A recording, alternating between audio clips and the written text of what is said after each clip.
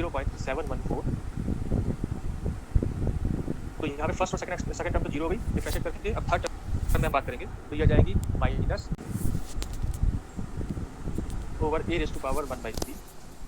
यहाँ पे आप देखो यहाँ पे क्या है वैल्यू, यहाँ पे वैल्यू है जेड स्क्वायर माइनस जेड। ये जो एक्सप्रेशन है ये एक्सप्रेशन है जेड स्क्वायर माइनस जेड, अगर मल्टीप्लाई कर ले तो अगर इसको डिफरेंशिएट करना तो ये आ जाएगा 2z माइनस 1 प्लस, अब यहाँ पे देखो जब आप डिफरेंशिएट करोगे तो यहाँ प्लस क्यों आएगा, क्योंकि 23.2 हो गया, उसके बाद ये a माइनस 2z है, तो a माइनस 2z करोगे तो यहाँ पे एक 2 तो यहाँ से आएगा और साथ में माइनस 2 की मल्टीप्लाई होगी तो इसीलिए वो माइनस माइनस प्लस कर देगी, तो यहाँ पे वैल्यू आएगी 4, ये हो जाएगा a minus 2z over a equal to 0। इसको अब आप सॉल्व कर लो, यहाँ पे एलसीएम ले लो a, तो ये हो जाएगा माइनस 0। अब मैं जो है जेड निकाल रहा हूँ पहले, अगर आपको जेड की जगह डायरेक्ट जेड अपॉन ए निकालना है तो आप हर एक्सप्रेशन में जेड अपॉन ए को बना सकते हो।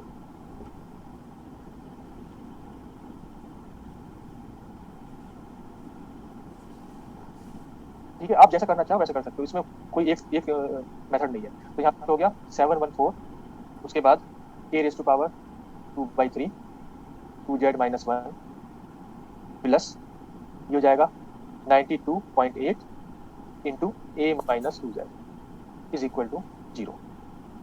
अब इसे आप जब सॉल्व करोगे तो जो न्यूमरेटर है वो आपका क्या होगा, minus 0.714 A raise to power 2/3, इसकी मल्टीप्लाई एक तो होगी 2z में और नेक्स्ट एक्सप्रेशन आपका माइनस माइनस प्लस हो जाएगा 0.714 ए रेज़ टू पावर 2/3। उसके बाद आपके पास है प्लस 92.8 ए और उसके बाद है माइनस 185.6 जेड। यहाँ पे ध्यान रखना एग्जाम पे जब भी आप कैलकुलेशंस करते हो तो पहली बार में सही हो जाना चाहिए, अगर गलती से कहीं गलती हो गई है तो आपको पता नहीं चलेगा, आपका आंसर आएगा नहीं, आप दोबारा करोगे तो भी वही गलती करते रहोगे, अल्टीमेटली टाइम वेस्ट हो जाएगा। और क्वेश्चन क्योंकि आसान है, केवल डिफरेंशिएट करना है तो वहाँ पे गलती नहीं होनी चाहिए, 5 मार्क्स का क्वेश्चन है। तो यहाँ पे आप जब जेड निकालोगे तो जेड आपका कहाँ पे है, एक तो आपका फर्स्ट टर्म में है, एक आपका फर्स्ट टर्म में है जेड और एक आपका लास्ट टर्म में है, वहां से जेड कॉमन ले लो और उससे जब जेड निकालो तो जेड की वैल्यू आ रही है, ये दोनों एक्सप्रेशन माइनस में है तो इन्हें दूसरी तरफ ले जाओ तो जेड आ जाएगा आपका 0.714 A raise to power 2/3 plus 92.8 A over जो जेड के साथ है मल्टीप्लाई में वो आ जाएंगे डिनोमिनेटर में 185.6 plus 0.714 into A raise to power 2/3 और इसमें साथ में 2 की मल्टीप्लाई भी है। इसको आप अब सॉल्व कर लो, एक ही वैल्यू रख देगा, एक ही वैल्यू रख के सॉल्व कर लेना। ठीक है, जब एक ही वैल्यू, इसमें प्रॉब्लम क्या थी कि अब तो खैर कैलकुलेटर अलाउड है, तो बिना अगर कैलकुलेटर अलाउड नहीं होगा तो प्रॉब्लम आएगी, कैलकुलेटर अलाउड है तो कोई दिक्कत ही नहीं है। ठीक है, अच्छा आप कह रहे हो फॉर्मूले से सेम आंसर आ रहा है, ऐसा होना चाहिए नहीं था।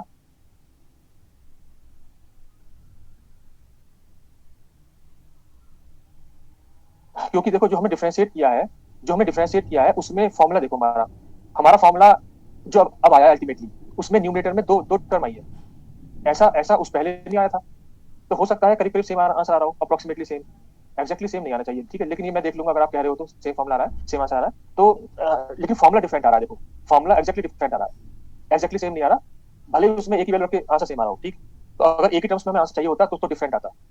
फिलहाल आप इसे करके देख लेना, अल्टीमेटली इसमें जब रखोगे तो वैल्यू ये आएगी आंसर, ये आएगा 28.547, ये आ गया। तो यहाँ से जब आप जेड अपॉन ए निकालोगे तो ये आएगा 28.547 डिवाइड बाई ए जो कि है 64, तो इससे आंसर आ गया 0.446, या आप कह सकते हो 0.45, तो सी आंसर आ जाएगा।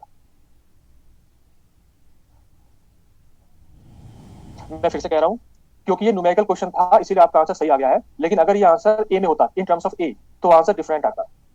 ठीक है, आप उसे करके देखते ना, अपने एक्सप्रेशन में जेड स्क्वायर की जगह जेड जेड जेड माइनस 1 करना, तो आपका एक्सप्रेशन वैसा नहीं आएगा जो हमने याद किया है, क्योंकि न्यूमेरिकल था इसीलिए न्यूमेरिकल में ऑलमोस्ट सेम आंसर आ रहा है। ठीक है, अब हम अगर ये हो गया हो तो नेक्स्ट क्वेश्चन पे चलें, नेक्स्ट स्लाइड पे चलें।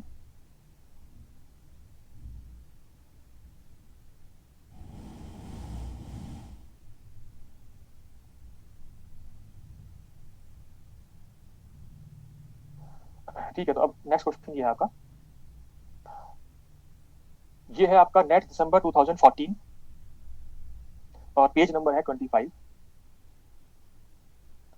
यहाँ पे जो बाइंडिंग एनर्जी एक्सप्रेशन दिया है वो वही है जो आपने याद किया है, बस यहाँ पे a माइनस 2z का स्क्वायर था और आप यहाँ दे रखा है 2z माइनस a का स्क्वायर, और दोनों एक ही बात है।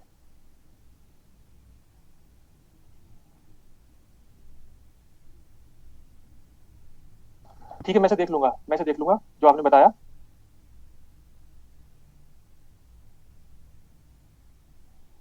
ठीक है। तो यहाँ देखो, तो मैंने कहा कि ये क्योंकि एक्सप्रेशन सेम है तो आप वही फॉर्मूला यूज कर सकते हो जो हमने याद किया था। तो यहाँ पे सीधा हमने लिख दिया z is equal to a by two plus A C upon two asymmetric A raise to power 2/3। अब इसमें आप वैल्यूज रख दो और आपको आंसर मिल जाएगा।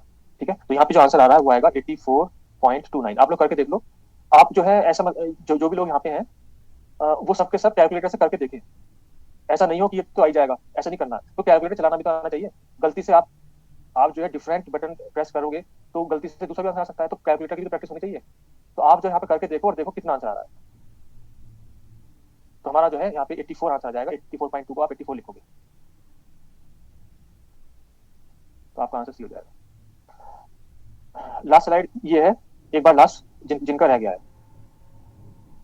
प्रॉब्लम क्या हो रही है कि जो लोग स्क्रीन शॉट करते हैं वो केवल स्क्रीनशॉट पे फोकस रख रहे हैं। वो सवाल ना क्वेश्चन पढ़ रहे, ना यहाँ पे समझ रहे, ना पेन चला रहे। वो बस ये देख रहे हैं कि स्क्रीनशॉट ले ले और हमारा छूटे ना। उस स्क्रीनशॉट से क्या करोगे? वो स्क्रीनशॉट आपके कंप्यूटर या मोबाइल पे रहेगा, उसका उसने प्रिंट आउट भी करा लिया अपना आपने, तो भी क्या होगा? आपको दिमाग में फिट करना है, ना कि अपने पेपर में। ठीक है, तो वो स्क्रीनशॉट पे फोकस ना करके जो मैं यहाँ पे कह रहा हूँ क्वेश्चन को खुद करें, खुद पेन चलाएं, नहीं तो आप पिछड़ जाओगे औरों से, आपकी प्रैक्टिस नहीं हो पाएगी। तो ये हो गया 84।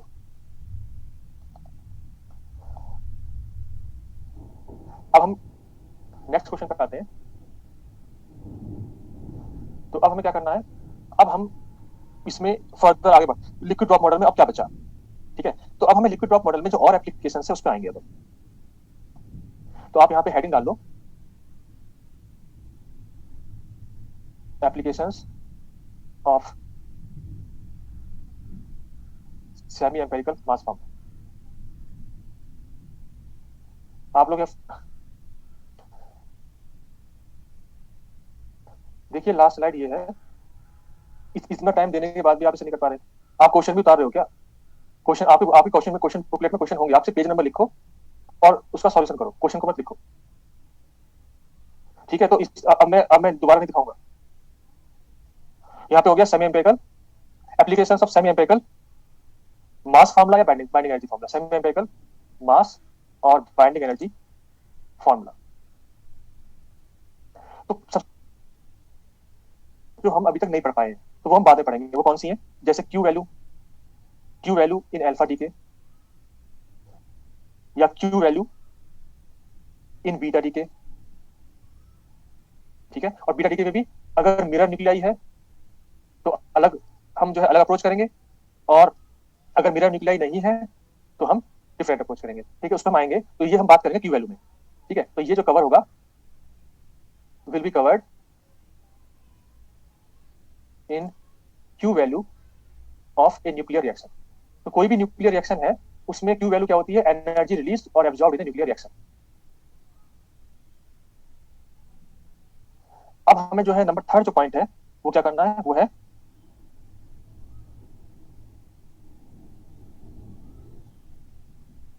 टू कैलकुलेट बाइंडिंग एनर्जी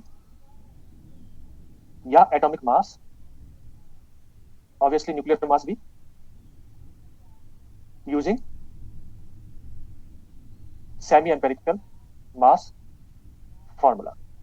तो क्वेश्चन ऐसा आ सकता है। तो अब ऐसे क्वेश्चन के लिए अब मैं जो है एक क्वेश्चन आपके लिए लिखता हूँ। वो क्वेश्चन बुकलेट में नहीं है, आपको क्वेश्चन लिखना है। ठीक है, तो अब नेक्स्ट स्लाइड पे चलते हैं।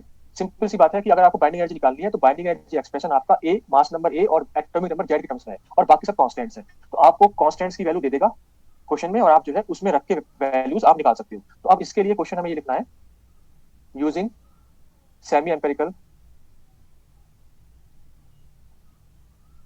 Binding energy formula, calculate calculate number A binding energy of calcium 40, number B atomic mass of calcium 40। आपको ये निकालना है। और यहाँ पे गिवन है वॉल्यूम एनर्जी के करस्पॉन्डिंग जो कांस्टेंट है उसकी वैल्यू, सरफेस एनर्जी वाली वैल्यू, उसके बाद एसी की वैल्यू है, एसिमेट्रिक एनर्जी की वैल्यू ये है 19, और साथ में पेयरिंग एनर्जी की वैल्यू है 34। यहाँ पे 34 क्यों, प्लस का 34 क्यों है? क्योंकि ये वैल्यू दे रखी है फॉर इवन इवन न्यूक्लियाई। आपका न्यूक्लियाई इवन है, इवन जेड, इवन एन, और साथ में आपको मास ऑफ हाइड्रोजन एटम भी दे रखा है 1.0078। ये क्यों दे रखा है? क्योंकि आपको एटॉमिक मास निकालना उसके लिए। और यहाँ पे मास ऑफ नाइट्रोजन दे रखा है।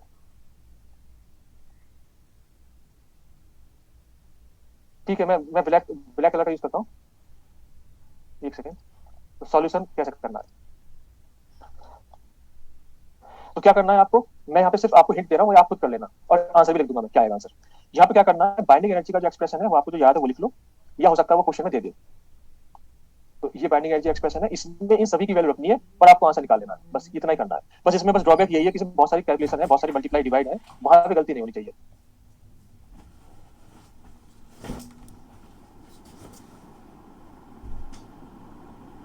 और लास्ट में पेयरिंग एनर्जी ये है, क्योंकि आपका एक्सप्रेशन एपी की वैल्यू 34 है, तो हमने ए की पावर -3/4 लिख दिया। तो यहाँ पे putting values of all constants and z equal to 20 और a इक्वल टू 40, आप इसमें आंसर निकाल लेना। तो अल्टीमेटली आंसर आएगा आपका, ए पार्ट तो हो गया, b इक्वल टू 340.14 MeV, ये ए पार्ट का आंसर जाएगा। तो ये एक तरह से आपका एप्लीकेशन हो गई। अगर आपको मास चाहिए बी, तो बाइंडिंग एनर्जी जब आपने निकाल ली है वहीं से आप मास निकाल सकते हो। तो बाइंडिंग एनर्जी क्या है, बाइंडिंग एनर्जी है Z into mass of hydrogen atom plus A minus Z into mass of neutron minus atomic mass into C square. यहां से आप एटॉमिक मास निकाल सकते हो, Z into M H plus A minus Z into M N minus binding energy जो आप निकाल चुके हो ऑलरेडी अपॉन सी स्क्वायर। तो जो आपका आंसर आएगा वो आपका answer MeV by C square में आ जाएगा। ठीक, तो ये जो आंसर आएगा ये कैलकुलेट कर लेना, ये आएगा आपका 37225.374। ठीक है, 37,225। आप समझ रहे हो क्यों ऐसा क्यों आ रहा है? कोई कुछ सोचेंगे कि इतना ज्यादा क्यों आएगा, कैसा आएगा? क्योंकि एक प्रोटॉन और एक न्यूट्रॉन का कितना होता है मास, अप्रोक्सीमेटली आपको मैंने याद कराया था, प्रोटॉन का होता है 938.3 और न्यूट्रॉन का होता है 939.6। तो ये ऑलमोस्ट 1000 है अगर देखें, और आपके पास कितने न्यूक्लियॉन है 40, तो 40,000 से थोड़ा कम आएगा आंसर, तो 37,225 आ गया। ठीक है, तो इस तरह से आप इस अप्रोच करोगे। तो अब हम नेक्स्ट स्लाइड पे चल रहे हैं। अब हमें करना है नेक्स्ट एप्लीकेशन। नेक्स्ट एप्लीकेशन है मास पैराबोला। तो मास पैराबोला कैसे करेंगे,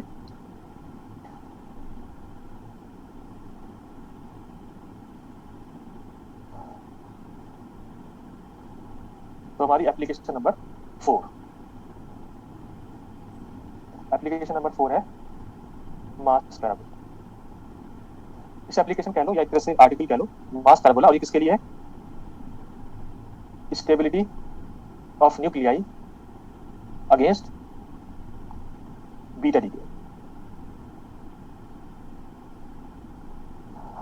तो मैं थोड़ा सा आइडिया आपको बीटा डीके का दे दूं, चाहे बीटा डीके हो, चाहे बीटा प्लस डीके हो, चाहे बीटा माइनस डीके हो, ये हम डिटेल में बीटा डीके में पढ़ेंगे। फिलहाल इस आर्टिकल के लिए कि बीटा डीके यहाँ पे कैसे इन्वॉल्व होगा। अगर आपका कोई न्यूक्लियाई है और ये न्यूक्लियाई रेडियो एक्टिव है, और ये रेडियो एक्टिव का मतलब अनस्टेबल है, तो ये स्टेबल होने के लिए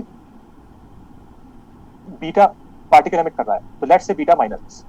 अगर बीटा माइनस डीके हुआ है तो इसमें हुआ क्या, इसमें आपका जो पेरेंट न्यूक्लियाई है वो डॉटर न्यूक्लियाई में चेंज हुआ, mass number remain same and Z is increase by 1।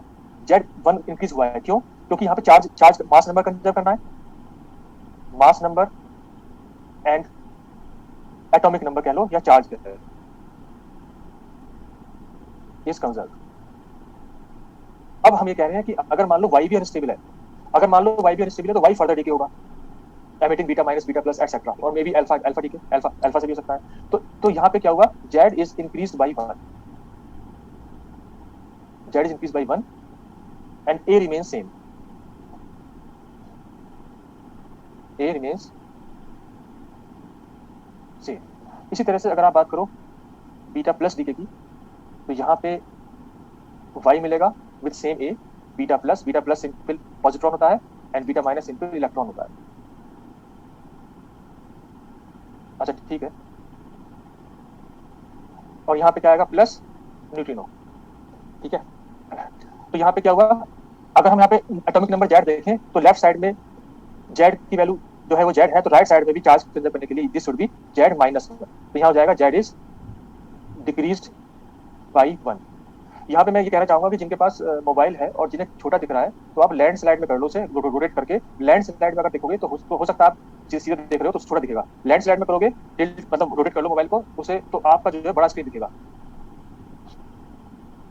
यहाँ पे हो जाएगा ए remain same.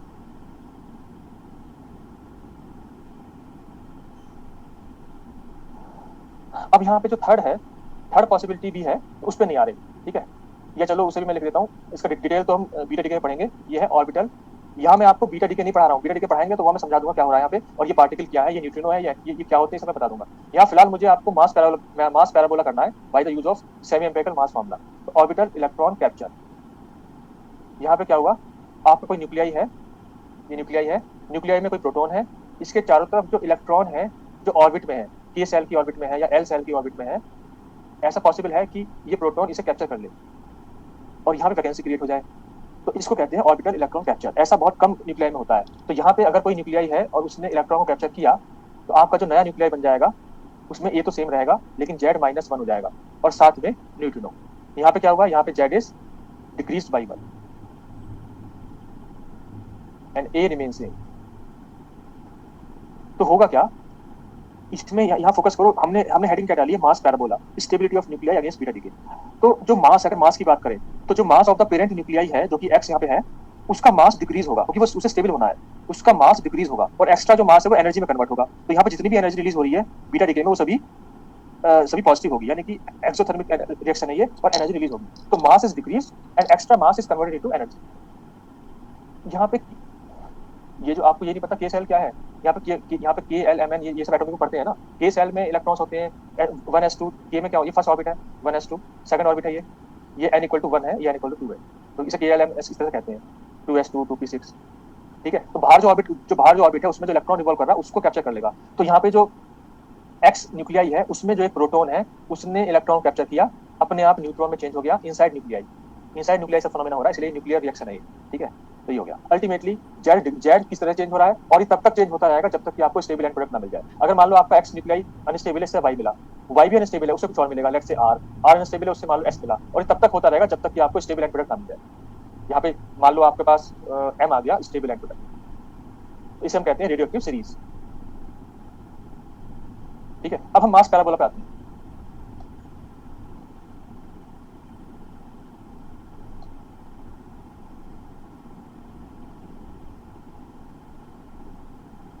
Electron orbital electron capture में एक्स रे भी साथ में आएंगी, उसकी हम डिस्कस यहाँ पे नहीं करना चाह रहे, आप लोग कंफ्यूज जाओगे, वो हम डिटेल पढ़ेंगे बीटा डीके में।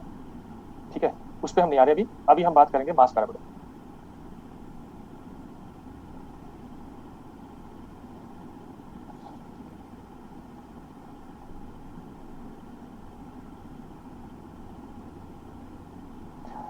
तो हमने जो है एटॉमिक मास, अब मैं यहाँ पे एटॉमिक मास लिख रहा हूँ, एटॉमिक या न्यूक्लियर दोनों एक ही बात है, बस यहाँ बस एमएच और एमपी का अंतर है।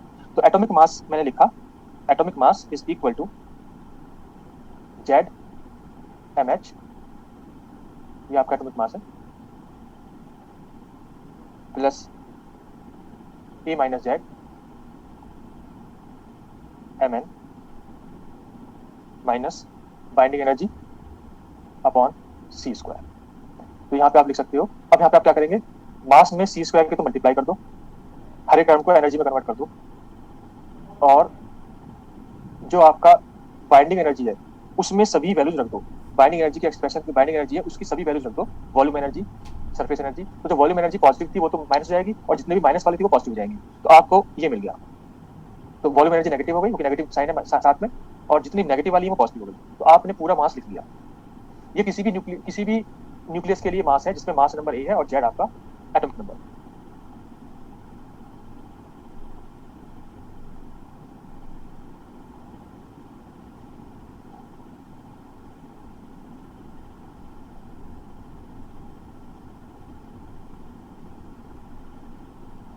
लास्ट में जो पेइंग एनर्जी है वो नेगेटिव हो जाएगा क्योंकि हम लिखते हैं प्लस डेल, तो वो हो जाएगा नेगेटिव। mn के साथ भी सी स्क्वायर आएगा, यस mn यहाँ भी सी स्क्वायर आएगा, ठीक है, सी स्क्वायर, हाँ सी स्क्वायर आएगा, तो मास में सी स्क्वायर मल्टीप्लाई कर दो, mn के साथ भी सी स्क्वायर कर लो, अल्टीमेटली ये मास आ गया। अब यहाँ पे क्या करना है, यहाँ पे देखो हमारे पास इस मास की तीन पॉसिबल वैल्यू हो सकती है, क्यों? क्योंकि जो लास्ट वाला पेयरिंग टर्म है उसकी तीन पॉसिबल वैल्यू है। The value of del is equal to AP a raised to power minus 3/2, किसके लिए? फॉर E1Z E1N, इसका मतलब हो गया A equal to E1, mass number E1 के लिए। उसके बाद इसकी वैल्यू 0 होगी फॉर E1Z ऑड N या ऑड Z E1N, इसमें A की वैल्यू ऑड होगी। और लास्टली जब आपकी दोनों ही अनपेयर्ड हैं, ऑड Z ऑड N, ये भी आपका A इक्वल टू E1 के लिए। तो कहने का मतलब ये है कि आपको जो है टू वैल्यूज मिल रही है, किसकी? मास की, to values of mass for E1A, और केवल एक वैल्यू मिल रही है A और E।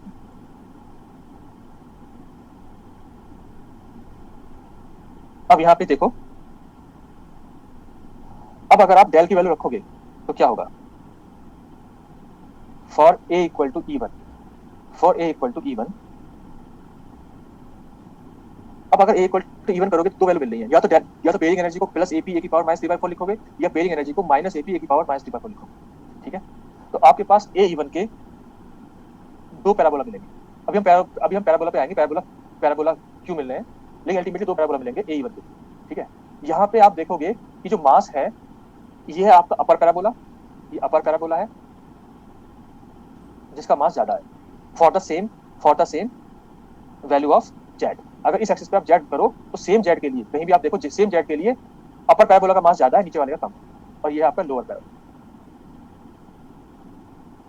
तो ये दो पैराबोला क्यों आएंगे? तो एक आएगा इवन इवन के लिए, एक आएगा ऑड ऑड के लिए। तो आप यहाँ बताओ कि किसका मास ज्यादा है। तो आप यहाँ पे देखो, जो आपका अपर पैराबोला है, अपर पैराबोला किसके लिए होगा? ऑड ऑड के लिए, इवन इवन के लिए?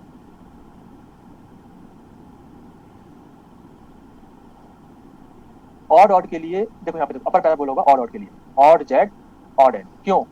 क्योंकि इसके लिए जो आपकी डेल की वैल्यू वो नेगेटिव है, और मास पैराबोला में जब आप इस नेगेटिव को रखोगे, मास पैराबोला नेगेटिव तो नेगेटिव नेगेटिव हो जाएगी पॉजिटिव। यहाँ देखो, जब आप इसकी वैल्यू को नेगेटिव रखोगे तो आपकी वैल्यू में जो मास आएगा, मास का जो एक्सप्रेशन आएगा उसमें लास्ट में ये पॉजिटिव आएगा, लास्ट में आएगी पॉजिटिव, इसीलिए इसका मास ज्यादा होगा। जबकि लोअर पैराबोला है इवन इवन के लिए, क्योंकि इवन इवन में आपका डेल की वैल्यू है पॉजिटिव, तो लास्ट में वो जो है नेगेटिव के साथ रहेगी। इस पॉजिटिव की वैल्यू को रखोगे तो आपका मास की जो वैल्यू आएगी लास्ट में चेंज आएगा, सिर्फ लास्ट वाले टर्म्स की वजह से आएगा, तो लास्ट में वो नेगेटिव हो जाएगा, बाकी सब टर्म सेम है, सिर्फ लास्ट वाली टर्म नेगेटिव आएगी। इसीलिए आपके पास दो वैल्यू आई मास की, एक में pairing energy with positive sign, एक में नेगेटिव। तो इवन इवन वाले में तो नेगेटिव है, मास कम है, और ऑड ऑड के लिए मास ज्यादा है, और जहां पे ए ऑड होगा उसके लिए तो एक ही वैल्यू आएगी, क्योंकि वहां पे पेयरिंग एनर्जी 0 है, ठीक है। अब हम, तो ये आप क्लियर हो गया। अब हम पैराबोला पे आते हैं कि इसे पैराबोला क्यों कह रहे हैं।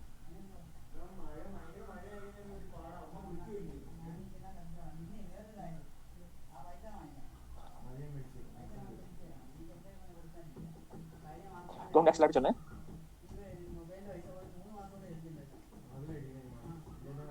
मास किसका ज्यादा होगा? इन दोनों पैराबोला में मास अपर वाले पैराबोला का ज्यादा होगा फॉर द सेम जेड, ठीक है।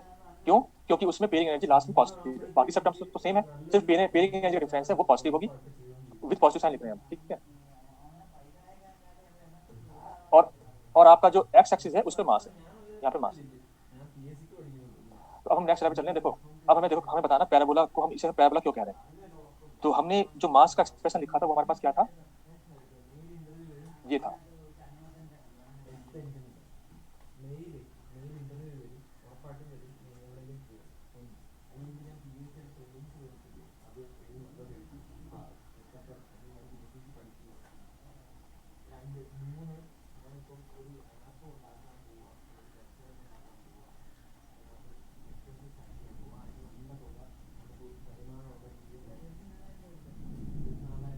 ये हमारे पास इक्वेशन नंबर फर्स्ट है। अब आप क्या करो, this can be written as, तो यहाँ पे आप इसे क्या लिख सकते हो, mass is equal to function of A, अभी अभी हमने न्यूमेरिकल किया था गेट वाला, उसमें भी ये लिखा था फंक्शन ऑफ ए। तो हम यहाँ पे कुछ एक्सप्रेशन ऐसे हैं जो केवल ए का फंक्शन है, जेड से इंडिपेंडेंट है, उसे हमने लिख दिया फंक्शन ऑफ ए। कुछ यहाँ पे एक्सप्रेशन ऐसे हैं जो जो जो जेड के मल्टीपल है, जेड की पावर 1 के कोफिशिएंट है, तो जेड की पावर 1 का जो कोफिशिएंट है उसे हमने लिख दिया क्यू। और तीसरा हमने लिखा आर जो कि जेड स्क्वायर कोफिशिएंट है, वेयर एफ ए की वैल्यू क्या होगी, एफ ए में वो वाले सब टर्म्स आएंगी जो सिर्फ ए पे डिपेंड करते हैं, जैसे कि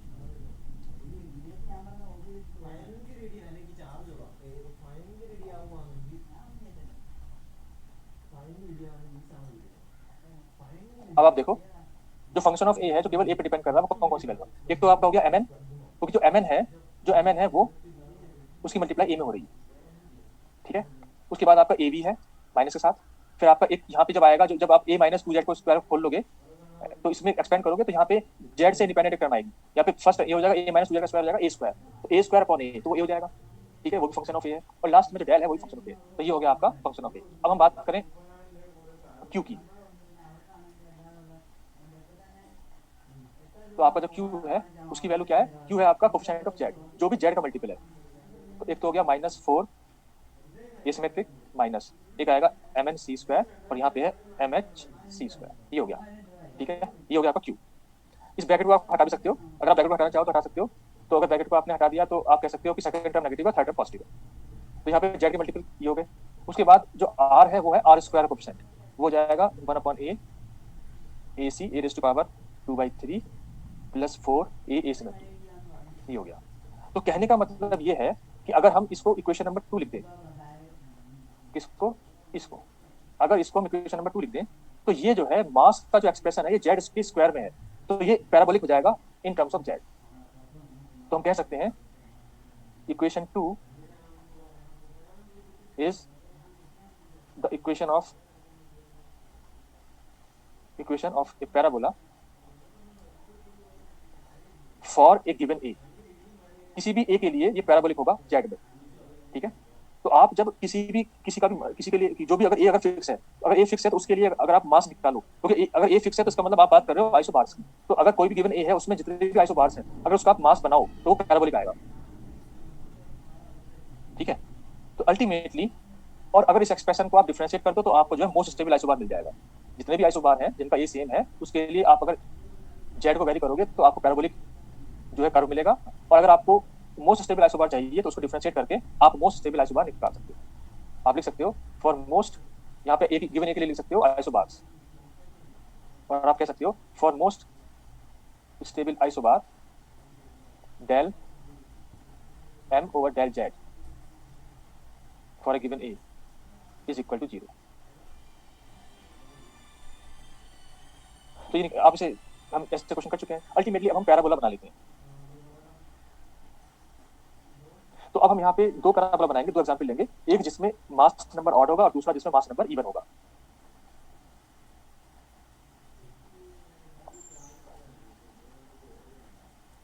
तो हम नेक्स्ट स्लाइड पे चल रहे हैं।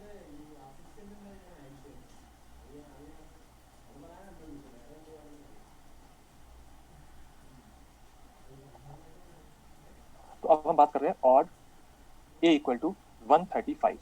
तो कोई अगर हम मास नंबर 135 लें तो उसके करस्पॉन्डिंग जो हमारे एलिमेंट्स होंगे आइसोबार्स वो उसे हम बनाएंगे, ठीक है। तो अगर ऑड ए है तो इसके लिए क्या होगा, ओनली वन पैराबोला, केवल एक ही पैराबोला होगा, and one value of mass, क्योंकि आपका पेयरिंग एनर्जी 0 है।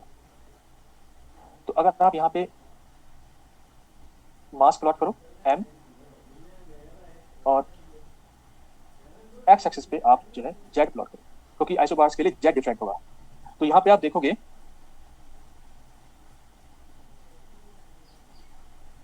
मान लो यहाँ पे है आपका, मैं पहले आप बना देता हूँ parabola, let's say parabola,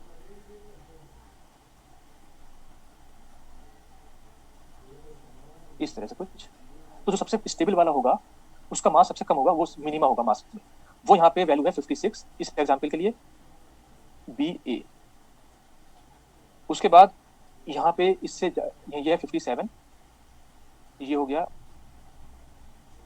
L E.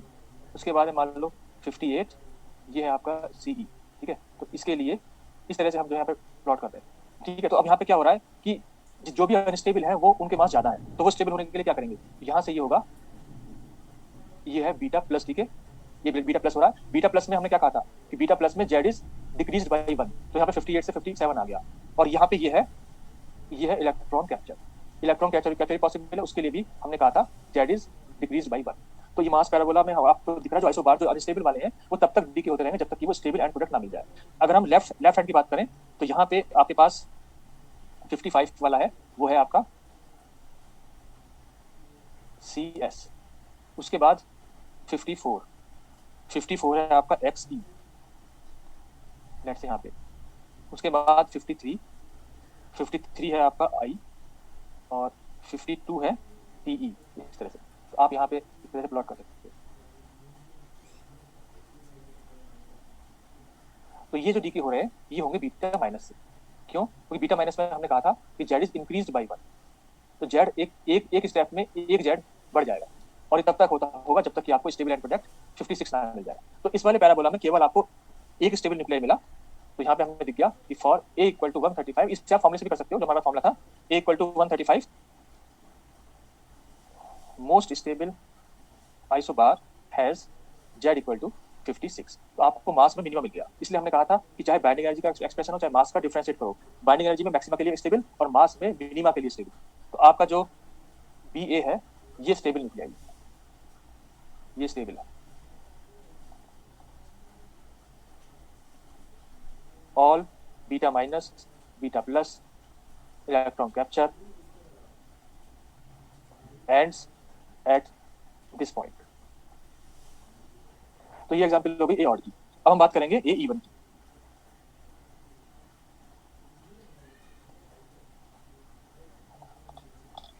तो हम नेक्स्ट स्लाइड पे चलें।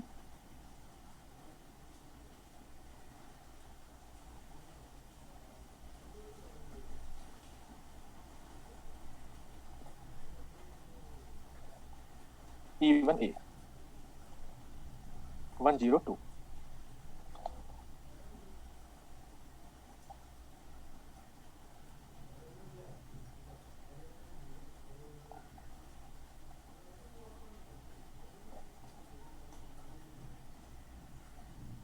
यहाँ पे हमने जैसे कहा था कि आपको दो पैराबोला मिलेंगे। Let's say first is this and second is this.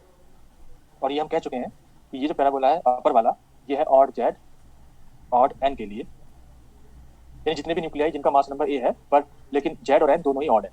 और ये जो होगा वो होगा इवन जेड इवन एन के लिए।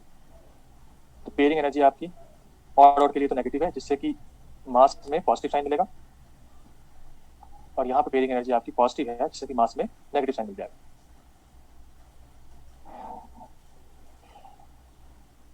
अब यहाँ पे अगर हम बात करें तो ये है 45, ये है RH के लिए।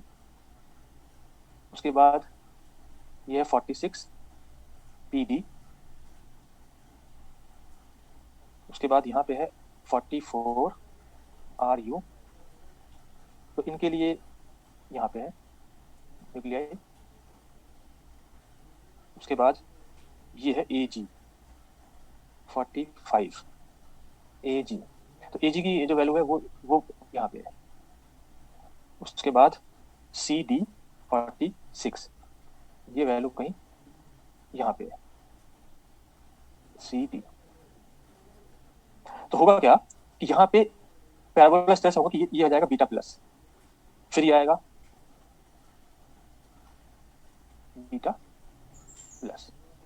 ठीक है। उसके बाद अगर हम लेफ्ट हैंड की बात करें तो यहाँ पे लेफ्ट साइड में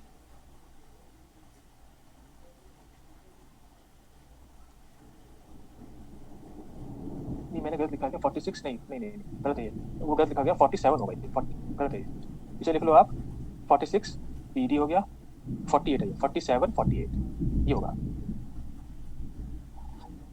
ठीक है। अब है हमारे पास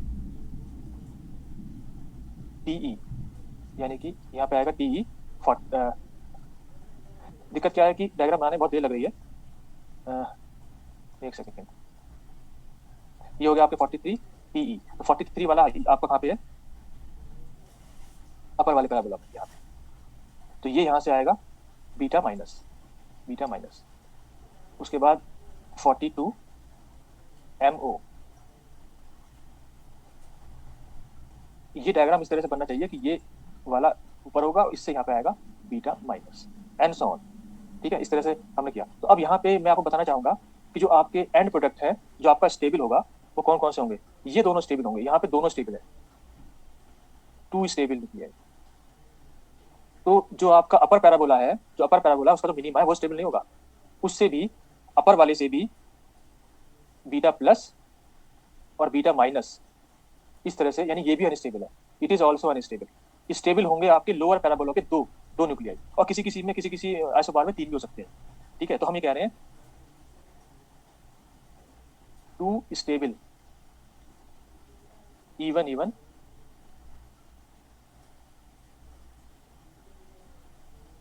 आइसोबार्स। तो आपको 2 स्टेबल मिल गए इवन वाले न्यूक्लियाई में, जो लोअर पैराबोला है उसमें स्टेबल मिलेंगे। और यहाँ पे आप लिख सकते हो कि in few cases 3 stable even isobars, इन्हें कहते हैं isobaric triad at a given mass number are known. ठीक है, तो ये हो गया मास पैराबोला। नहीं, ये देखो, अगर हम बीटा प्लस तब होगा, बीटा प्लस तब हो रहा है जब जेड डिक्रीज हो रहा है, और बीटा माइनस तब होगा जब जेड इंक्रीज हो रहा है। ठीक है, इसलिए ये जो बीटा माइनस है ये सही है, बीटा प्लस ये भी सही है। बीटा प्लस की वजह से जेड डिक्रीज होगा और बीटा माइनस से जेड इंक्रीज होगा। तो जो आपका अनस्टेबल वाला जो बीच वाला है वो दोनों पॉसिबिलिटी कर रहा है। कुछ न्यूक्लियाई ऐसे भी होते हैं जो दोनों से डिके हो सकते हैं, बीटा प्लस से भी बीटा माइनस से भी, लेकिन एक बार में एक ही डिके होगा। बीटा प्लस बीटा, यानी कि जो सैंपल आपका RH है 45 वाला, उसके कुछ न्यूक्लियाई बीटा प्लस में हो रहे हैं, कुछ न्यूक्लियाई बीटा माइनस में हो रहे हैं। एक बार में एक ही पॉसिबिलिटी होगी, ऐसा नहीं हो सकता कि सेम न्यूक्लियाई दोनों में हो रहा हो। ठीक है, उसके सैंपल में let's say you have 1000 nuclei, out of 1000 you can have 700 beta plus and 300 beta minus.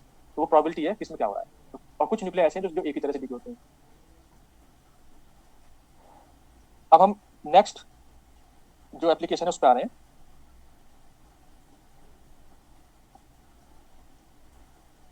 हमारी एप्लीकेशन ये कौन सी थी, नंबर 4। तो नंबर 5th एप्लीकेशन,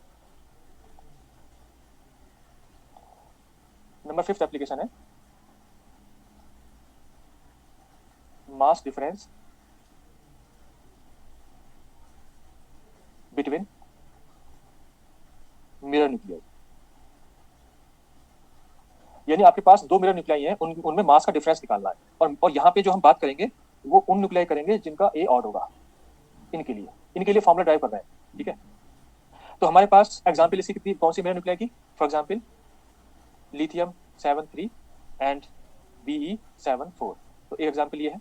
एग्जाम्पल दूसरी हो सकती है बोरोन 11 एंड कार्बन 11, ये हो सकती है। ठीक है, इसके अलावा हो सकती है सिलिकॉन 29 एंड फॉस्फोरस 29। तो मैंने आपसे कहा था कि मिरर न्यूक्लियाई की जो कुछ प्रॉपर्टीज है वो मैंने आपको याद कराई थी फॉर ए ऑड। ठीक है, तो ए ऑड की प्रॉपर्टीज मैंने कहा था कि मिरर न्यूक्लियाई में जो ए है वो होता है 2Z प्लस माइनस 1, और जो जेड के डिफरेंस होते हैं Z1 माइनस Z2, वो डिफरेंस 1 का होता है। तो अगर मॉड कर दें तो +1 हो जाएगा, ये जाएगा +1 का। और यहाँ से a माइनस 2Z का स्क्वायर कर दे तो वो भी 1 होगा।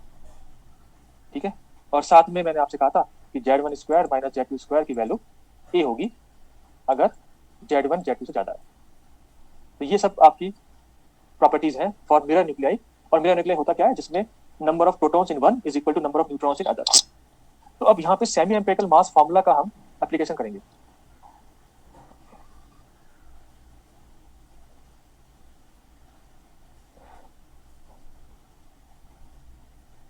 तो अब यहाँ पे देखो कि मान लो हमारे पास कोई मिरर न्यूक्लियाई है। अब इसमें एक चीज और है, जो मिरर न्यूक्लियाई है उसमें चार्ज क्या हो सकते हैं, चार्जेस। तो अगर mass number Z, atomic number Z है, तो चार्ज क्या हो सकते हैं, या तो आप लिखोगे चार्जेस में भी Z E and Z minus 1 ई, क्योंकि जेड का एक का डिफरेंस, जेड का डिफरेंस 1 का होगा। तो या तो आप लिखोगे जेड ई या जेड माइनस 1 ई, या लिखोगे Z E and Z plus 1। तो आप एक्सप्रेशन में, मिरर न्यूक्लियाई के एक्सप्रेशन में एक के लिए जेड और दूसरे के लिए जेड माइनस 1 भी लिख सकते हो, एक के लिए जेड दूसरे के लिए जेड प्लस 1 भी लिख सकते हो, क्योंकि जेड का डिफरेंस 1 का है।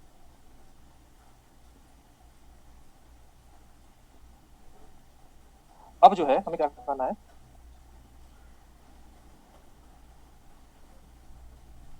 अब हम बात कर रहे हैं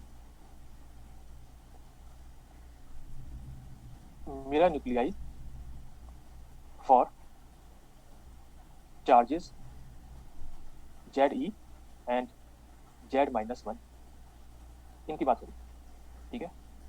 और ये आपको पता है कि ए की वैल्यू तो ए तो हमारा ऑड है, ए सेम है दोनों मिरर न्यूक्लियाई के लिए, एटॉमिक नंबर का डिफरेंस 1 का है, ठीक है। अब यहाँ पे एक चीज और है कि अगर एटॉमिक यहाँ पे अगर ए ऑड है, अगर ए ऑड है तो इसका मतलब आपके पास केस कौन सा है, आपके पास ऐसा न्यूक्लियाई होगा या तो इवन जेड ऑड एन होगा या ऑड जेड इवन एन होगा, ठीक है। इवन इवन या ऑड नहीं हो सकता, क्यों? क्योंकि आपका ए ऑड है, ए इवन नहीं है।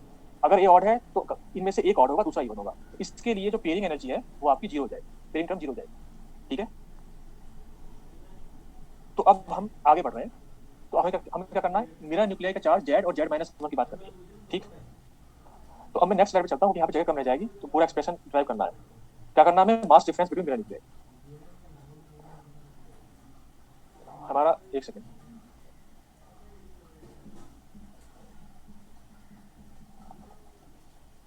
मैं स्लाइड इसमें जोड़ लूँ जरा।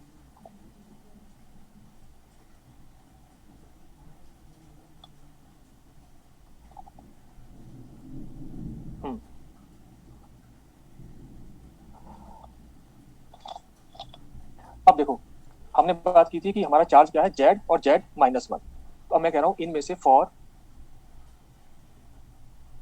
हम पहले मास का एक्सप्रेशन लिख लेते हैं, क्योंकि हमें मास निकालना है ना। तो हमारे पास मास है MaZc² is equal to Z mass of hydrogen atom, यहाँ पे मास ऑफ प्रोटॉन भी हो सकता है, फॉर न्यूक्लियर मास। तो ये डिपेंड करेगा कि आप न्यूक्लियर मास का डिफरेंस निकालना चाह रहे हो या एटॉमिक मास का।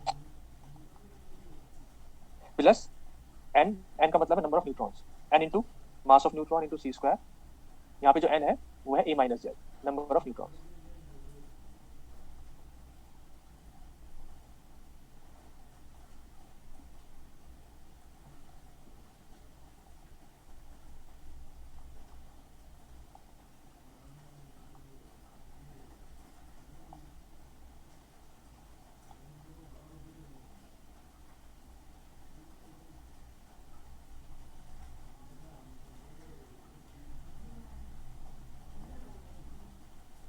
ये हो गया। अब यहाँ पे जो ये है, ये हो गया क्वेश्चन नंबर 1। यहाँ आप लिख सकते हो कि this is equal to 0 for A odd.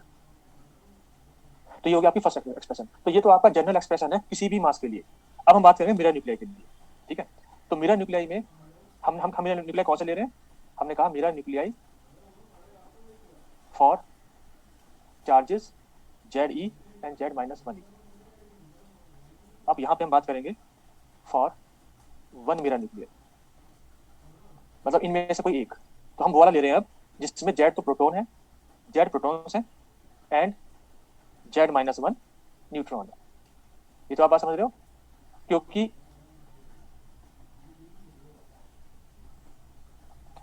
अगर टोटल आपका देखो क्या है, यहाँ पे जो है ए की जो वैल्यू होगी, ए की वैल्यू दोनों का एडिशन होगी, ए की वैल्यू होगी 2Z-1, ठीक है।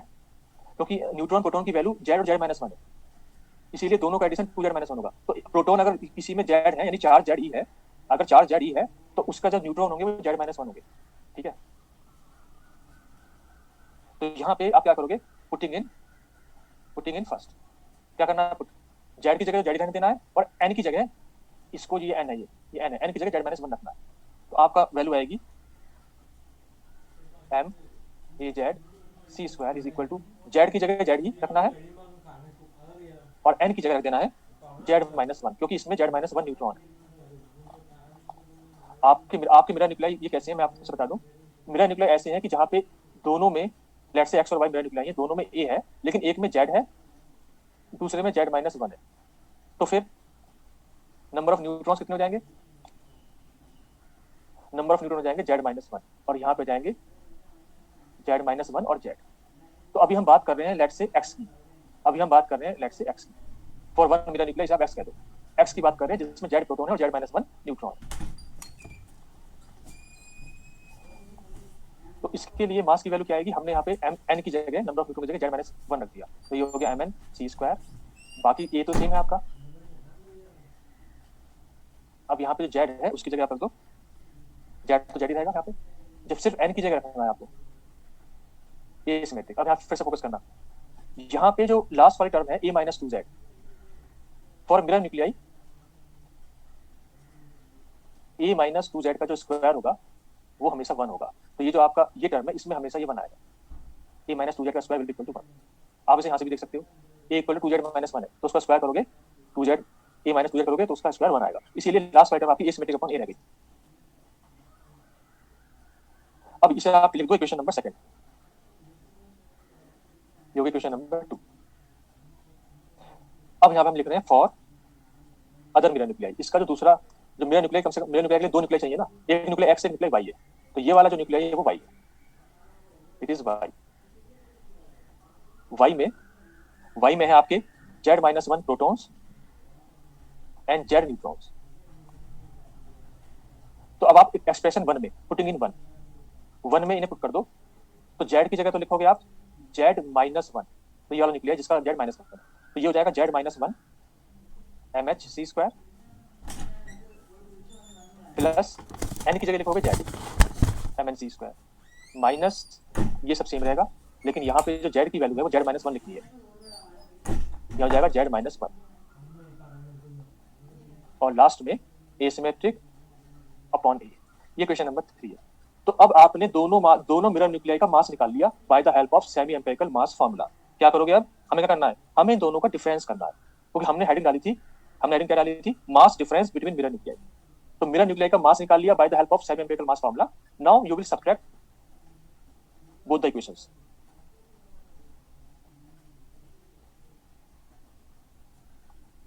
To get mass difference,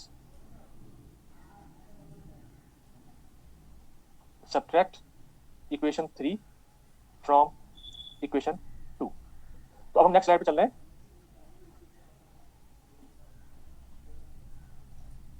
जी आपने लिख लिया होगा मैं समझता हूँ। तो अब आप सब्ट्रैक्ट करो, ठीक है, तो ये आएगा M A Z C square minus M A Z minus one C square equal to, तो जब आप सब्ट्रैक्ट करोगे तो जो आपकी फर्स्ट टर्म है उसमें क्या होगा, ये आ जाएगी, देखो मैं फर्स्ट फ्लैश लाइट दिखा रहा हूँ। जब आप सब्ट्रैक्ट करोगे तो देखो फर्स्ट टर्म को सब्ट्रैक्ट करो, फर्स्ट टर्म में ऊपर है जेड एम एच और नीचे है Z minus one M H, ठीक है। तो जब सब्ट्रैक्ट करोगे तो यहाँ पे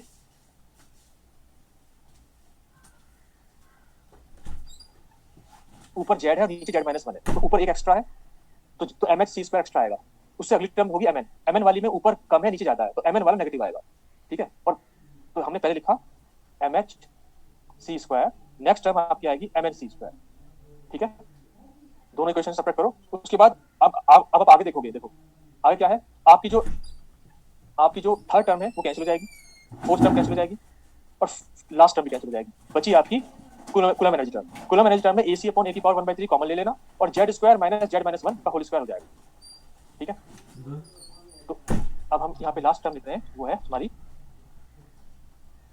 plus AC upon A raise to power 1/3 common, और यहाँ आएगा Z square minus Z minus one का स्क्वायर। इसे आप सॉल्व कर लो, ये आंसर आएगा आपका MH C square minus MN C square plus AC upon A raise to power 1/3, और इसकी वैल्यू आ जाएगी 2Z माइनस वन। ये सॉल्व कर लो, 2Z माइनस वन आएगा। ये हो गया आपकी इक्वेशन नंबर 4, ठीक है। अब मैं यहाँ पे लिख रहा हूँ सिमिलरली फॉर चार्जेस। अब की बार आप चार्ज ले लो Z plus one E and Z E, पहले आपने लिया था Z और Z माइनस वन, अब की बार ले लो Z प्लस वन और Z। जब इससे करोगे तो जो डिफरेंस आएगा, इससे करोगे तो डिफरेंस आएगा M A Z plus one C square minus M A Z is equal to, ये हो जाएगा आपका M H C square minus M N C square plus A C upon A raise to power 1/3। अब की बार यहाँ पे आएगा 2Z plus one. 2Z plus one क्यों आएगा, तो अब की बार डिफरेंस होगा Z प्लस वन का स्क्वायर माइनस जेड स्क्वायर, ये आएगा। ये क्वेश्चन नंबर 5। अब आपको पता है for a pair of mirror nuclei 2Z plus minus one will be equal to A। तो आपका चाहे क्वेश्चन नंबर 4 हो चाहे क्वेश्चन नंबर 5 हो, 2z-1 हो चाहे 2z+1, उसे आप ए लिख सकते हो। इसमें जो रिंकू है वो आप वीडियो बंद कर दो, ठीक है।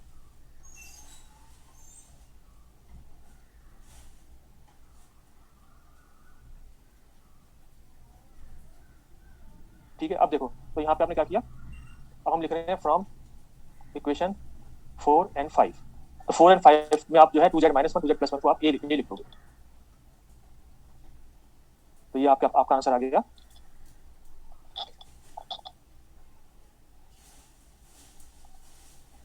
MAZ। अब यहाँ पे जो डिफरेंस आया उसको मैं डायरेक्ट उसे लिख रहा हूँ, ठीक है, मास मेरा न्यूक्लियर मास डिफरेंस, ठीक। तो आप इसमें जो है अब सीधा मास डिफरेंस लिख सकते हैं, मास डिफरेंस, और ये अभी फिलहाल हम लिख रहे हैं एटॉमिक मास डिफरेंस। तो एटॉमिक मास डिफरेंस हो गया आपका MHc² minus MnC² plus AC, ये हो गया A और ये हो गया A⁻⁴। तो अल्टीमेटली मास डिफरेंस हो जाएगा आपका MH, और एक चीज और है यहाँ पे, अगर एनर्जी की यूनिट्स में करोगे तो C² मल्टीप्लाई, और अगर C² को हटाना है तो बाहर आप लिख सकते हो MeV/C²। यहाँ पे आप लिख सकते हो MH minus Mn plus AC A⁻⁴ 2/3 और इसको आप लिख सकते हो MeV/C²। C² से डिवाइड कर दो तो ये, क्योंकि मास MeV/C² मात्रा है, तो आपका ये आंसर आएगा। और अगर आपको न्यूक्लियर मास में चाहिए तो न्यूक्लियर मास में आएगा MP minus Mn plus AC A⁻²3। Nuclear mass में आएगा डिफरेंस। अल्टीमेटली ये आपका आंसर है, ये आपका एटॉमिक मास का डिफरेंस है और ये आपका न्यूक्लियर मास का डिफरेंस। तो आगे से आपको ये फॉर्मूले याद रखने, क्योंकि इतना हम डेरिवेशन एग्जाम में कर नहीं पाएंगे।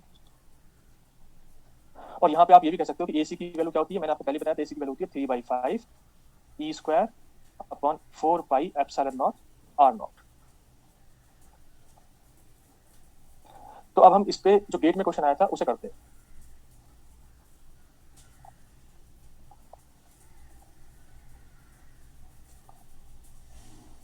ठीक है, अगर आप लिख लिया तो आगे चलें।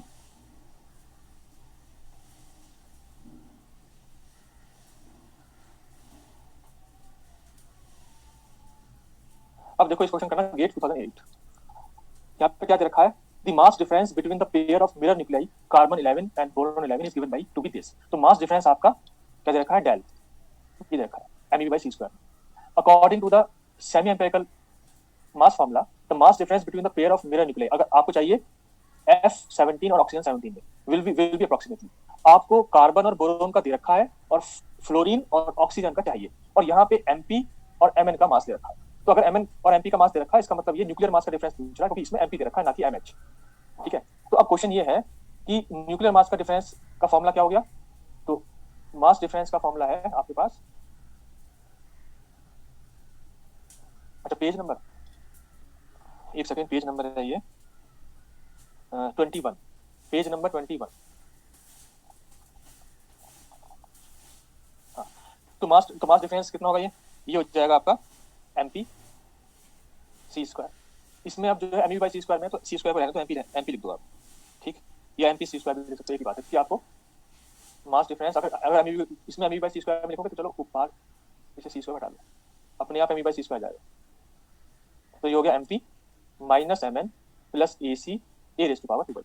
ये सारे एक्सप्रेशन MeV/C² है, ठीक है। तो अब क्वेश्चन ये है कि आपका जो मास डिफरेंस है वो कार्बन और बोरोन का है, वो कितना है, डेल है, और आपका MP और Mn की वैल्यू दे रखी है 938.27 और ये है 939.57। यहाँ पे AC हो गया और ये हो गया 11⁻²। तो जो आपका फर्स्ट इन्फॉर्मेशन है वो क्यों दे रखी है, इससे आप AC की वैल्यू निकाल सको, यहाँ से आप AC की वैल्यू निकाल सको, इसलिए आपको फर्स्ट इन्फॉर्मेशन दे रखी है बोरोन की और कार्बन की, और इस AC की वैल्यू निकाल के आप मास डिफरेंस फ्लोरीन और ऑक्सीजन का निकाल सकते हो। तो AC की वैल्यू क्या आ गई, ये आएगी आपकी, ये जो डिफरेंस है, ये डिफरेंस कितना है, ये डिफरेंस है -1.3।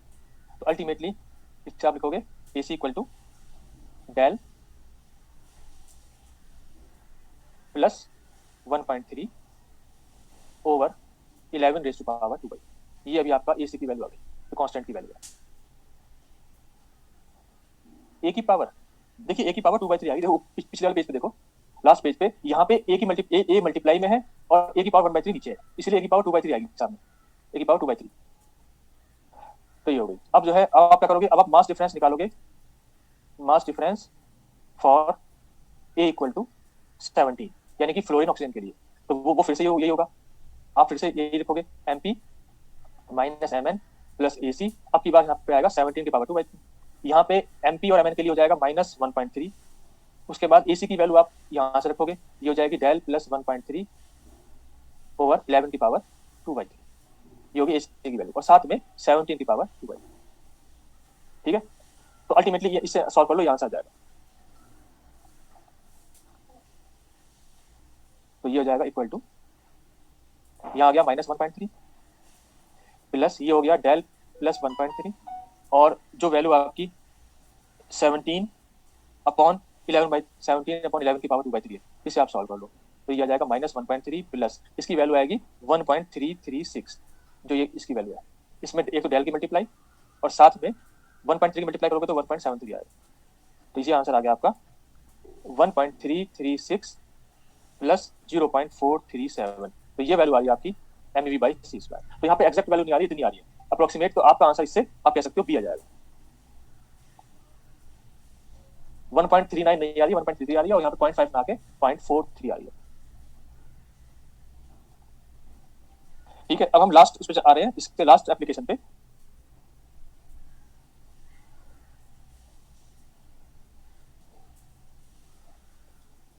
ठीक है, नेक्स्ट स्लाइड पे चलते हैं हम। Application number 6,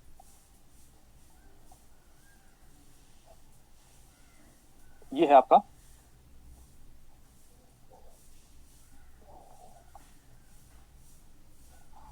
coulomb energy difference, coulomb energy difference for a pair of mirror nuclear.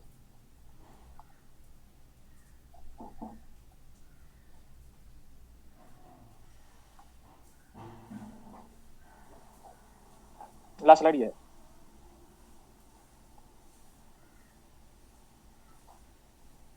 तो यहाँ पे हमें पता है कूलम्ब एनर्जी कितनी होती है।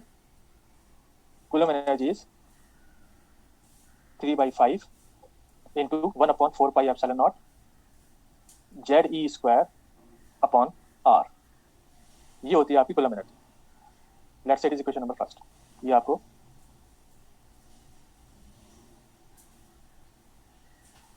ये स्पेलिंग कूलम्ब की गलत है। तो कूलम्ब एनर्जी का एक्सप्रेशन ये हो गया। ठीक है, मैं आपको फिर से बता रहा हूँ कि जो कूलम्ब एनर्जी एक्सप्रेशन है, आपको ये यूज नहीं करना, डू नॉट यूज दिस। अगर दे दिया है एग्जाम में कि ये करना है तो फिर ये कर सकते हो, वो अलग बात है। फिलहाल हम ये वाला नहीं कर रहे हैं, Z-1 E² अपॉन R। तो डू नॉट यूज दिस, हम Z² वाला यूज कर रहे हैं। तो यहाँ पे और यहाँ पे मैंने आपको बताया था कि E² upon 4 pi epsilon not की वैल्यू आपको रखनी है 1.44 MeV फर्मी, अगर न्यूमेरिकल आता है। तो अब हमें for a pair of mirror nuclear करना है। ठीक है, तो अब यहाँ पे हम लिख रहे हैं for a pair of, coulomb energy का डिफरेंस करना है हमें। तो for a pair of mirror nuclei having radius R, दोनों मिरर न्यूक्लियाई का रेडियस R ही रहेगा। क्यों? क्योंकि यहाँ पे मिरर न्यूक्लियाई का ए सेम है, ए है हमारा सेम दोनों मिरर न्यूक्लियाई के लिए, तो R भी सेम रहेगा। तो दोनों मिरर न्यूक्लियाई का रेडियस तो सेम है। एंड चार्जेस, चार्जेस यहाँ पे अब फिर से वही वाली बात है, या तो ZE होगा, ZE एंड Z-1E, या होगा Z+1 और Z। तो अभी हमने Z और Z-1 की बात करी, तो इसके लिए जो कूलम्ब एनर्जी डिफरेंस आएगा वो कितना आएगा। तो एक बार इक्वेशन नंबर 1 में रख दो Z और Z-1। तो इक्वेशन नंबर 1 में हमने रखा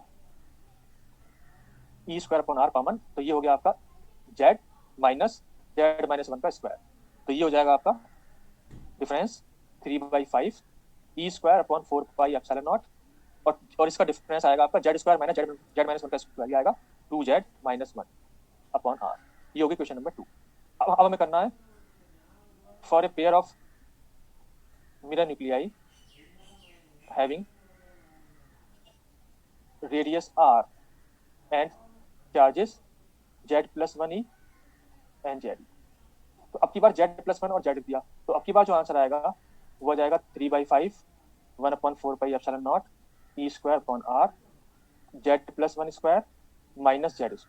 तो यहाँ से जो डिफरेंस आएगा वो आ जाएगा 3/5 E square upon 4 pi epsilon naught into 2z plus 1 upon r। और अब आपको पता है कि for mirror nuclei, for a pair of mirror nuclei 2z plus minus 1 की वैल्यू a होती है। तो आप यहाँ पे इक्वेशन नंबर 2 इक्वेशन नंबर 3 से z की जगह मतलब 2z माइनस 1 2z प्लस 1 की जगह a लिख सकते हैं। हाँ स्क्वायर होगा, यस स्क्वायर, इसमें होगा स्क्वायर। इक्वेशन नंबर 2 में z स्क्वायर होगा, z स्क्वायर। तो अल्टीमेटली फ्रॉम इक्वेशन 2 एंड 3 आपको जो है डिफरेंस मिल जाएगा। तो अब हम नेक्स्ट स्लाइड पे चलें। ये यहीं पे लिख सकते हैं डिफरेंस कितना आ गया, डिफरेंस आ गया नहीं, अभी थोड़ा सा और बताना है इसलिए नेक्स्ट पे चलते हैं, यहीं पे नेक्स्ट पे चलते हैं, ठीक है। यहाँ पे जगह कम है, तो यहाँ पे अल्टीमेटली हमारे पास आ गया फ्रॉम इक्वेशन 2 एंड 3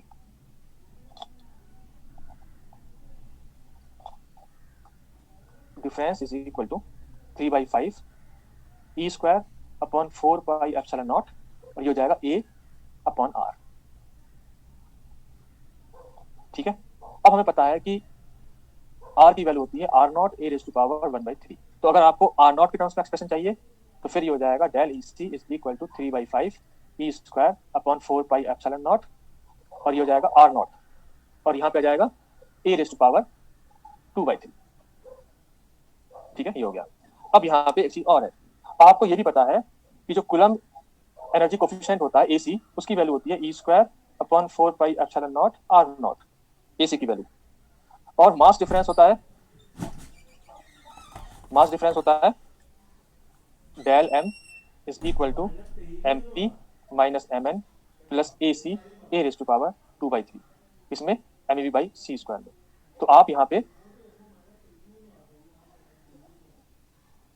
तो ये जो आपका एक्सप्रेशन है इसमें 3/5 भी आएगा शायद, है ना, AC में हाँ 3/5 आएगा। मैंने इसको पहले भी गलत लिख दिया क्या, यहाँ देखो ये 3/5 यहाँ से लिखा हुआ है, सबसे नीचे 3/5 से 3/5 भी आएगा, ये हो जाएगा 3/5। तो यहाँ पे AC की वैल्यू 3/5 भी है, तो इसका मतलब आपका जो डिफरेंस है कूलम्ब एनर्जी का, उसे आप लिख सकते हो AC a raise to power 2/3, ये भी लिख सकते हो। तो यहाँ पे इसको आप इन दोनों में रिलेशन निकाल सकते हो इससे कि mass difference is equal to mp minus mn plus del E C, ये लिख सकते हो, ठीक है। और ये ध्यान रखना क्योंकि अब हमने यहाँ पे ये जो भी आया ये एम बाई सी स्क्वायर में आया, सी स्क्वायर मल्टीप्लाई कर दोगे तो एनर्जी में जाएगा, तो ये दोनों में रिलेशन आ गया, मास डिफरेंस और कूलम्ब एनर्जी डिफरेंस। अब हम क्या करें, इस पे एक न्यूमेरिकल कर लेते हैं।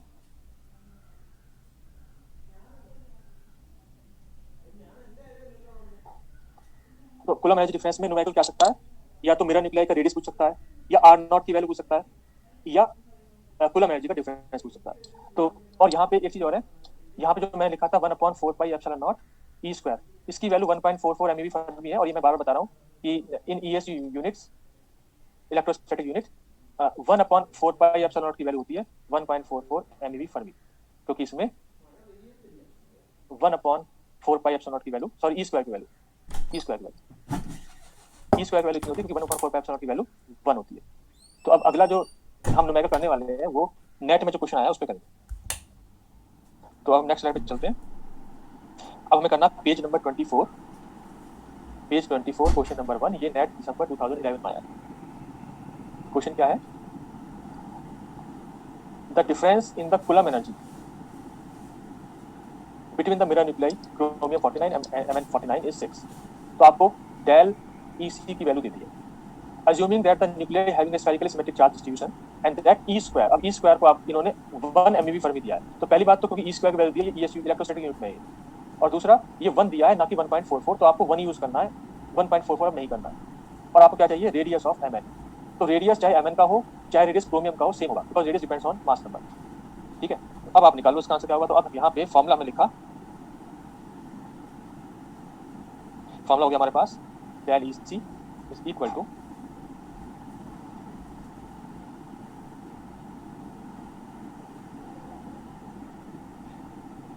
3/5 1/4 pi epsilon naught into E square upon R into A. तो या तो आप ये वाला यूज कर लो, ये वाला फॉर्मूला यूज कर लो, या जेड वाला यूज कर लो, जेड के डिफरेंस का एक ही बात है, क्योंकि जेड के स्क्वायर्स का डिफरेंस आपका ए होता है। तो आपकी मर्जी है आप जेड वाला यूज करो या ए वाला यूज करो, दोनों से आंसर सेम आएगा। 25 square minus 24 square will be equal to 49। और यहाँ पे ई स्क्वायर की वैल्यू 1 MeV फर्मी दे रखी है, तो आप जो फॉर्मूला यूज करोगे वो विदाउट 1/4πε0 यूज करोगे। तो ये हो जाएगा 3/5 into E square into A by R. अब आप यहाँ पे डेल इसी की वैल्यू तो 6 MeV दे रखी है, ये हो गया 3/5, ये ई स्क्वायर की वैल्यू 1, ए की वैल्यू 49 अपॉन आर, तो यहाँ से आर की वैल्यू हो गई 3 इंटू 49 अपॉन 5 इंटू 6, तो ये वैल्यू हो जाएगी 4.9 फर्मी या फेम्टोमीटर। तो 4.9 10⁻⁻15 मीटर, बी आंसर हो जाएगा। बी नहीं, हाँ देखना बी होगा, ये होगा बी होगा, बी हो जाएगा। ठीक है, तो आज के लिए इतना ही। तो लिक्विड ड्रॉप मॉडल हमने कंप्लीट कर दिया है। लिक्विड ड्रॉप मॉडल में जो सेमी एम्पिरिकल मास फॉर्मूला में जो हमने कहा था कि क्यू वैल्यू में जो एप्लीकेशन है वो हम क्यू वैल्यू में पढ़ेंगे, अभी हम नहीं पढ़ रहे। इसके बाद हम नेक्स्ट क्लास में स्टार्ट करेंगे सेल मॉडल, और ये जो भी मॉडल हम यहाँ पढ़ रहे हैं सभी इंपॉर्टेंट है, मॉडल्स में क्वेश्चन आने की प्रोबेबिलिटी ज्यादा है। स्लाइड नंबर 12 ये है।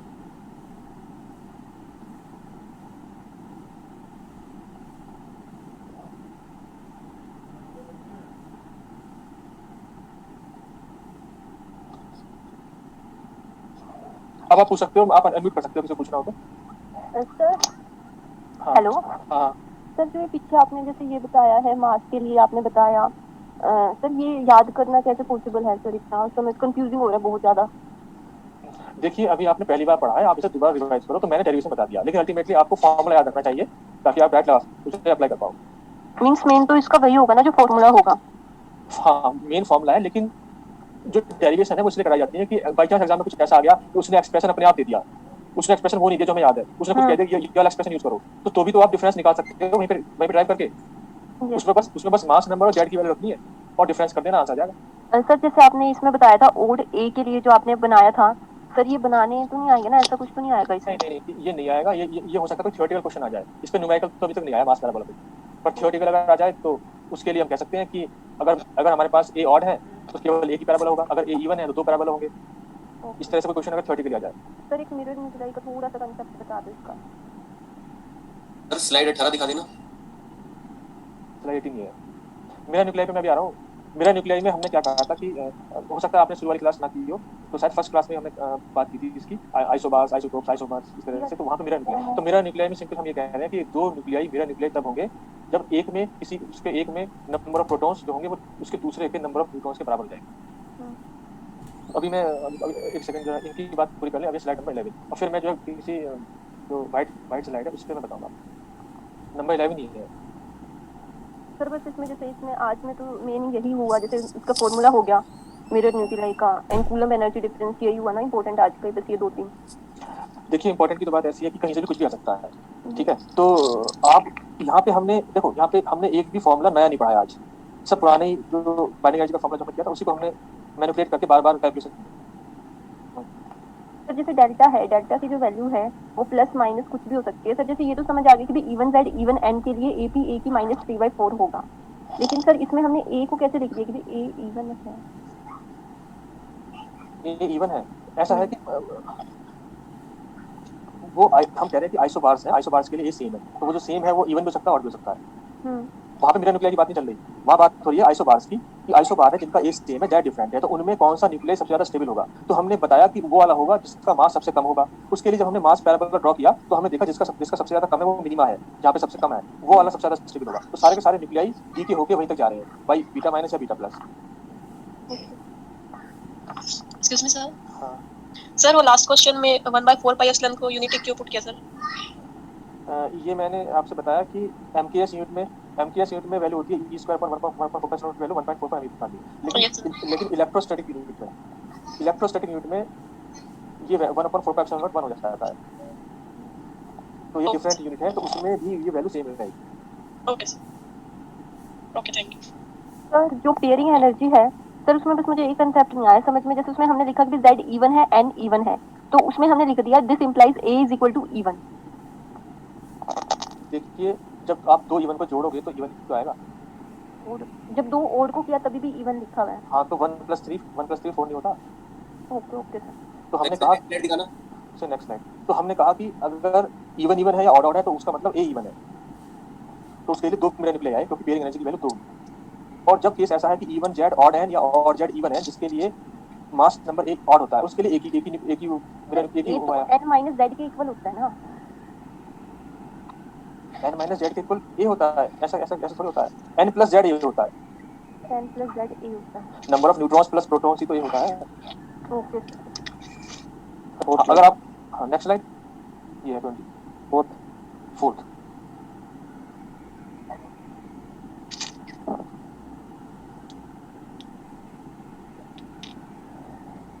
सर एक वो सेमी मेटल मास फार्मूला और binding energy formula only slide में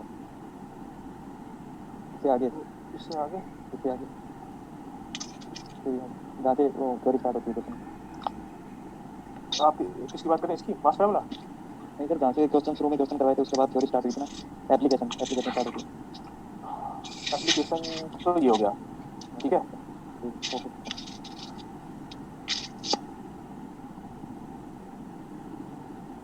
ठीक है, कोई और सर क्वेश्चन? सर आपने ये जो मिरर न्यूक्लियर का जो पार्ट है ये आपने किधर से मतलब एक्सट्रैक्ट किया हो?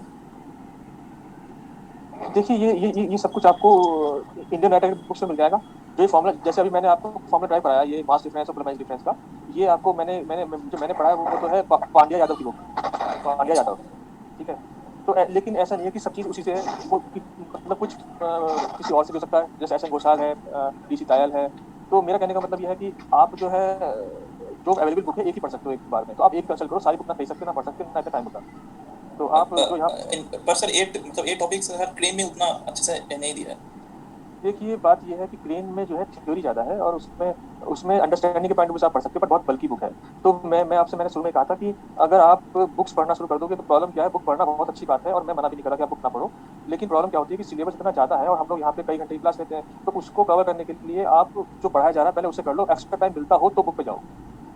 क्योंकि बुक पढ़ने का समय तो MSc में या BSc में था, अब इस समय क्या है, अगर हम जब हमारे लिए इतनी मजबूरी है, हमें 5 मंथ में सिलेबस खत्म करना होता है, तो अगर मतलब ये सालों साल तो चल सकता सिलेबस, लेकिन उसको स्टूडेंट मतलब उस स्पीड को शायद नहीं पकड़ पाते। तो वहाँ गलती वो यही कर देते हैं कि वो जो है बहुत अच्छा पढ़ने के चक्कर में क्या होता है कि वो पिछड़ जाते हैं। तो मैं कहना चाह रहा हूँ कि आपका फोकस पहले कॉम्पिटिशन निकालना है, और कॉम्पिटिशन निकालने के लिए आप सिलेबस को पहले एक तरह से घेरो, यानी कि सिलेबस को पूरा करो, भले ही आपका अंडरस्टैंडिंग थोड़ी कम हो रही हो, सेकंड डिवीजन में हो सकता है अंडरस्टैंडिंग बढ़ जाए।